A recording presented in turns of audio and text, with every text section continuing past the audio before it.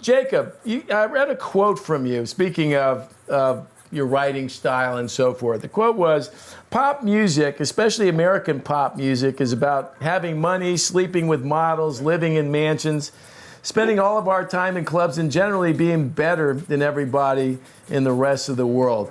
You said we sing about different things that actually matter. Talk about that, if you would. Music goes through cycles, you know. When rock and roll came around, it got greater and greater and greater. But as it gets greater, people realize how much money can be made. And then it always gets to a point of excess, which in rock and roll was the hair bands. You know, it was Warrant Cherry Pie, and it was girls, girls, girls, and it was stretch limousines with pools in the back and dudes with, you know, wigs on and red leather boots. And then, you know, Kurt Cobain comes along and he doesn't say fuck this shit.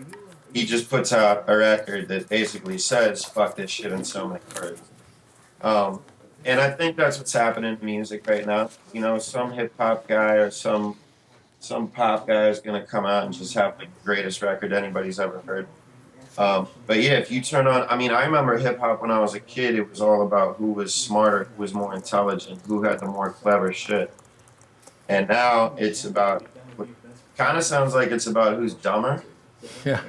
Yeah. Which is weird because it's the total opposite. But it's the same. I mean, it happens in rock and roll. It's going to happen in hip hop. It'll happen in pop. But what we try to do is make music that is made without a financial consequence. Like what they were doing in the 60s and 70s. They were really trying to change the world. And what was popular was bands trying to change the world. So those are the bands who would become huge. And what wasn't popular is a bunch of fake shit. And, you know, that always changes in cycles, but I think we're on the upswing of the generation.